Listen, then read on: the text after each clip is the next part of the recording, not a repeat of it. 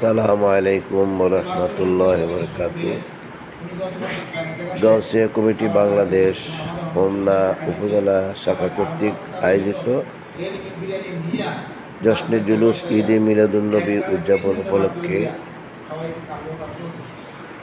প্রস্তুতি মিটিং উপস্থিত আছেন গাউসিয়া কমিটি বাংলাদেশ হোমনা উপজেলা শাখার সম্মানিত সভাপতি আলহাজ মুফতি আব্দুল সত্তার ভূঁইয়া সুন্নি আল কাদরি। উপস্থিত আছেন আরও অনেক উলামায়ে মাশায়েখগণ। উপস্থিত আছেন গাউসিয়া কমিটির সদস্যবৃন্দ। উপস্থিত আছেন বিভিন্ন দরবারের পীর মাশায়েখগণ। আগামী 11ই রবিউল আউয়াল হোমনাতে জশ্নে জুলুস অনুষ্ঠিত হবে এই সিদ্ধান্ত হয়েছে।